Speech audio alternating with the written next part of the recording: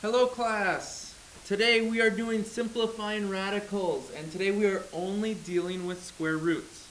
This is a new unit. It relates a ton to what we have been doing in the past with exponent rules, and we'll see that more and more as we get further into the unit, okay? But first of all, we got to talk about what a radical is. And just a reminder, a radical is just like a square root. So whenever you hear radical, think square root, and that symbol is this little squiggly square root sign. I don't even know how to describe it, but you've seen that on a calculator before. Okay, that's what a radical is. Okay? So today what we're dealing with is just square roots. In the future we're going to deal with more than that. Okay? Tomorrow we're going to deal with more than just square roots. Today what we're doing is I can simplify square roots using the product and quotient property. Okay, so similar to exponent rules where we had product and quotient properties, same is true of radicals. Okay, so we're simplifying them today, and we're going to put all of our answers in simplest radical form. What that means is two things. One, we can't find any more roots. Such as, like, if I had the square root of 4 still in my answer, that equals 2. If I had the square root of 9 in my answer, that equals 3. I need to simplify it completely. Can't find any more roots. The other thing is there should be no radicals in the denominator. We're not going to deal with that one today, but we will in the future, okay? And I'll teach you a way to get rid of any radicals in the denominator. The big one that we are looking at today is this top one, number 1. Can't find any more roots. Okay? So that's what we're doing today, putting things in simplest radical form. So, we are dealing with first two properties, product property and the quotient property, and both dealing with square roots. Okay? So the product property is stated like this in words. The square root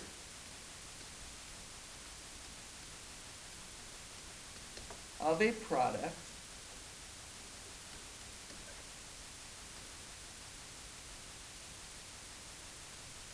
equals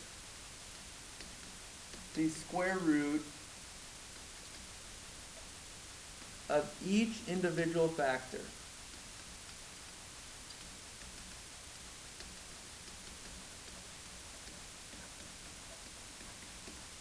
So the square root of a product equals the square root of each individual factor. Okay, I'll give you guys a chance to write that down, and then we'll talk about the algebraic model.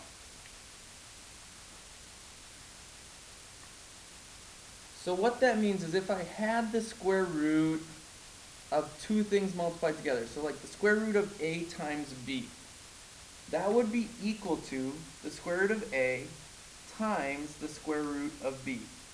I can split up that square root into two individual problems. Okay? The only things that have to be true is a is greater than or equal to 0 and b is greater than or equal to 0.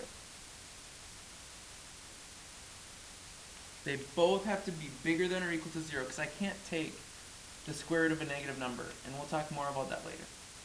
Okay? So I'm going to split up those two things into two individual square roots. The quotient property is very similar. Quotient property is this: the square root of a quotient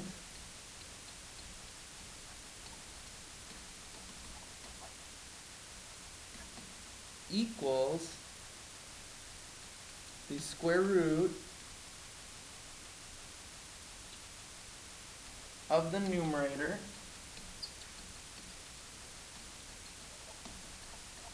over the square root of the denominator.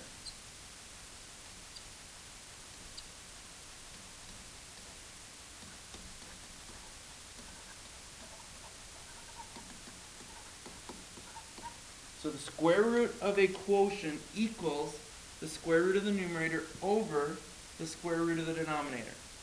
Similar thing is true with the algebraic model. If I have the square root of a over b, that equals the square root of a over the square root of b. Similar things are true again. A has to be greater than or equal to 0, and b, though, this time has to be greater than 0. Since b is in the denominator, it can't be 0. I'd get something that's undefined. So those are the two properties we're going to be dealing with today. We're going to try to split up a square root to pull anything out that we can, to put it in simplest radical form. Okay, so let's get to some of these problems. So let's start with example 1. We got the square root of 12. Okay, to help us understand these problems first, I'm going to break up 12 into its prime factors. You guys remember a long time ago, so I'm going to write on the side a factor tree. Okay? So I think, what is something that I can take divided by 12? And easy one right away is 2. So I'm going to write a 2 over here, and what I'm left with is 6. 12 divided by 2 is 6. Okay, can I break either of those apart anymore? Well, I can't break apart 2. That's a prime number. So can I break apart 6? I can take 6 divided by 2 again. So I'm take it divided by 2, I get a 2, and I'm left with 3. Okay? Can I break either of those apart anymore? Can I break apart the 2 anymore? No, only 2 and 1, so it's prime, and the 3 is the same way. So I've broken apart 12 as much as possible. So I'm going to rewrite the square root of 12 differently. I'm going to rewrite it as the square root of 2 times 2 times 3. The reason I can do that is 2 times 2 times 3 equals 12. So I did exactly the same thing. I just broke apart the 12 into 2 times 2 times 3. Okay? Now what I want to do, since I'm dealing with square roots, or what multiplies by itself to be something, I want to look for pairs of anything. So if you notice, I have 2 2's here. Okay? So I'm going to keep those 2 under a square root by itself. But because of the multiplication property, I can split this up into square root of 2 times 2 times the square root of 3. That's what we just did on the page before. We can split up a square root into 2 individual things. Okay? The reason I do that is, what is the square root of 2 times 2? Or what times itself is 2 times 2? And 2 times 2 is 4. So what times itself is 4? It's clearly 2. So I'm left with 2. And underneath the square root still is 3, because I can't simplify that. There's only one 3 there, so I can't simplify it. This would be my answer in simplest radical form. They mean, this 2 square root of 3 means the same thing as the square root of 12. I've just now pulled out any root I can. Okay? So in the future, basically what we're doing is we're going to look for pairs here, because anytime I have 2 of the same thing under a square root, it simplifies to just that one thing outside of the square root. Okay? Let's do the same thing with 300. I'm not going to write out the factor tree again. I'm just going to start writing out the factors. Okay? So it's the square root of, what can I divide by 300? Right away I see I can divide it by 3. I'm left with 100. Okay, what can I divide by 100? Well, it's 10 and 10, or I could say it's divided by 5. I'm left with 20, divided by another 5. I'm left with 4, divided by 2, and 2. Okay? So just like this last problem, I'm going to look for pairs. Because anytime I have a pair of something, I can pull it out. So I see 5 and 5, and I see 2 and 2. Okay? So I'm going to rewrite this as the square root of 3 times the square root of 5 times 5 times the square root of 2 times 2. Okay? What's the square root of 5 times 5? Well, since I see 2 of them, it's just 5. What's the square root of 2 times 2? There's 2 of them, so it's just 2. And what's the square root of 3? Well, I can calculate it with a calculator, but it's a decimal that goes on forever. So I am not going to calculate that. I'm just going to leave it as the square root of 3. Okay? My last step is I'm going to multiply any numbers that I pulled out. I pulled out both the 5 and the 2. So I'm going to rewrite that as 10. 5 times 2 is 10. So I get the answer of 10 times the square root of 3. That's my final answer here. Okay, let's do some more examples because I know this is new. And especially because we're going to deal with variables now. Okay? So let's look at the next one. First, let's break apart this number, this 28. Okay? What are some things I can divide by 28? Well, I know I can divide it by 7. 28 divided by 7 is 4. And 4 can be split up into 2 and 2. Okay? So we split up 28. 7 times 2 times 2 is 28. How can I split apart x squared? What does that even mean? What does x squared mean? Well, x squared means x times x. So I'm just going to write it like that. I'm going to write x and x. So now what I'm going to do is I'm going to look for pairs again. Okay? So I see two 2's. I'm going to underline those. And I also see two x's. Okay? So what is the square root of 2 times 2? Like before again, it's just 2. Okay, if that confuses you still, think about what 2 times 2 is. 2 times 2 is 4. The square root of 4, we know, what multiplies by itself to be 4? Well, 2. So whenever you see a pair of something, it's just that number. Okay? Same is true for x. I have two x's. So the square root of x times x is what multiplies it by itself to be x times x. Well, each individual thing is just x.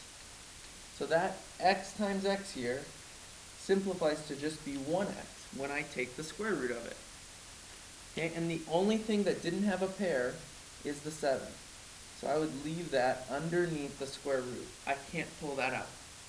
This here is in simplest radical form. I pulled out any root I can. I pulled out all of my pairs. So that's all I have left. Okay, let's look at example 4. Okay, think about what can I divide 63 by? Well, 63 I can divide by 9, and 9 is split up into 3 and 3. Okay, what 63 divided by 9 is 7. So I'm left with just 7. Okay, so I have 3 times 3 times 7 is 63. Now I'm going to split up my x to the 5th power. X to the 5th is x times itself 5 times. So I have x times x times x times x times x.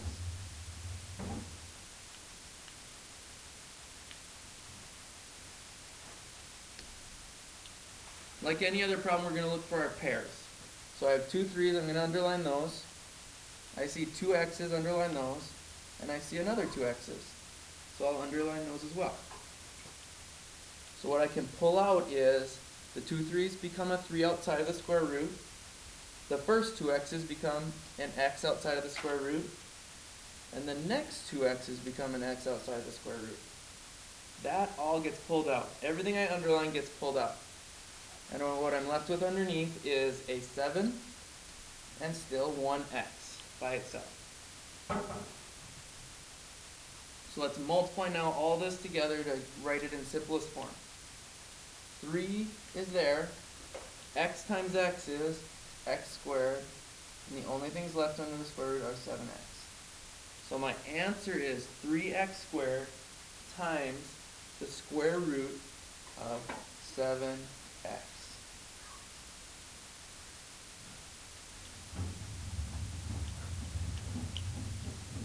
Just to make sure we have a good understanding of this, let's do a few more examples. Okay? What happens when we have the quotient of something, or we're dividing? Remember before, we can take the square root of each thing. This is the square root of 25 over the square root of 49. Okay, 25 is 5 times 5, so I have two 5's there. And 49 is 7 times 7.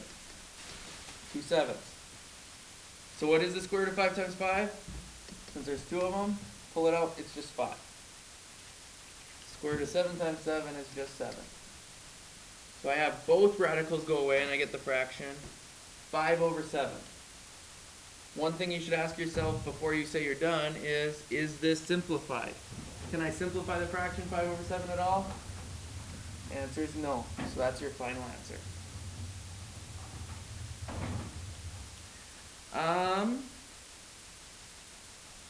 Let's go to the next page. Let's take a look at example 8.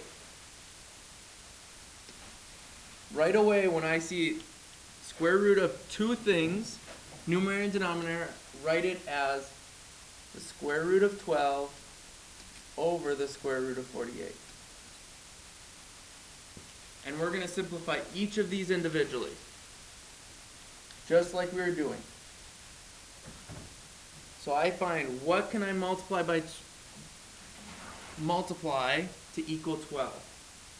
I know I can take 12 divided by 3, and it's 4. And 4 can be split up into 2 and 2. In the bottom, what can I divide by 48? One thing is 2. Take 48 divided by 2, and I get 28. Divided by 2 again, and I get 14. Divided by 2 again, and I get 7. That's it. Split it all up. Okay, so what can we pull out? Up top, let's pull out the 2 2's. I get 2 times the square root of 3. In the bottom, pull out the 2 2's. So I get 2 times the square root of 2 times 7. Okay? So we get 2 times the square root of 3 all over 2 times the square root of 14. Again, since the 2 and the 7 were by themselves under here, they didn't have something just like it, I'll multiply those back together at the end. Okay? Is there anyone who sees, or think for a second, is there any other simplifying I can do here, or any other ideas? Think about it for a second. The last thing I'm going to do in this problem is I'm going to cancel out these 2's. See how we have 2 over 2, that's like a fraction, or it means 1. So those, since there's 1 in the top and the bottom, and I'm multiplying between the 2 and the square root of 3 and the 2 and the square root of 14, I can just cancel those out. They go away. And I'm left with just the square root of 3 over the square root of 14.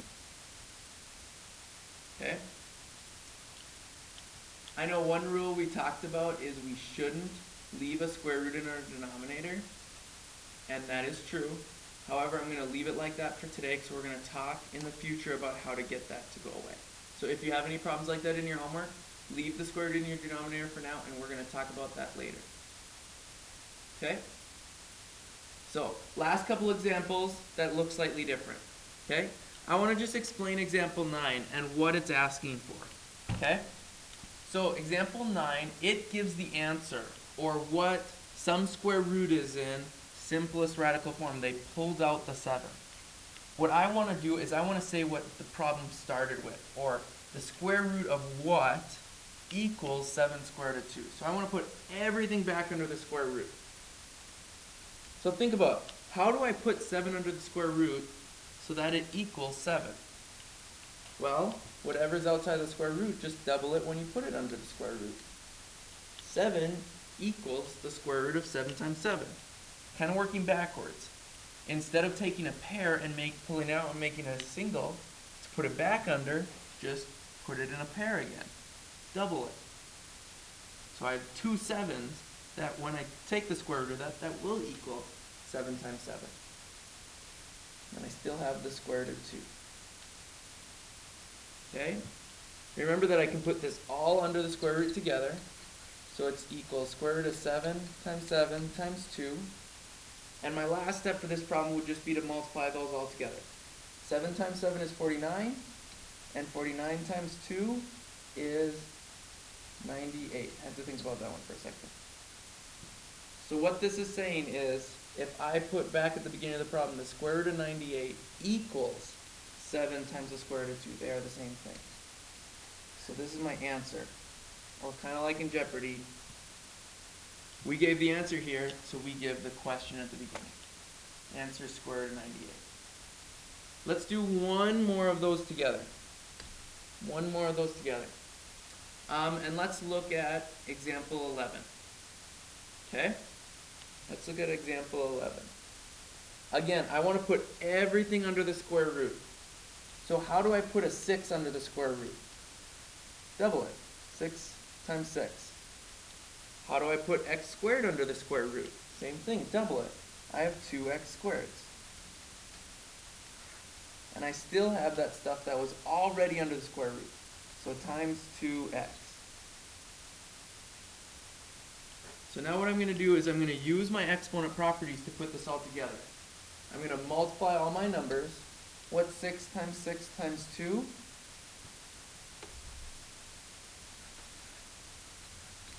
That'd be 72. And what's x squared times x x? So think about from last unit, what do we do with the exponents when I am multiplying things with the same base? You remember I add them. So I have 2 plus 2 plus 1, which is the 5th power. So I would get square root of 72 x to the 5th power. Okay? So I hope this made sense. I hope you guys understood it. If not, I will be back on Monday and answer any questions. Feel free to watch this video again, talk to your neighbors, help each other out. Okay, you guys are there to help each other out. I know this is new, but you guys can do it. Okay? Your homework for Friday, you should have this done, should be lesson 3B.1. You should get it all done by tomorrow. Okay? So, if you have questions, ask your neighbor, help each other out, work together. Okay? Have a great rest of your day, and I will see you guys later.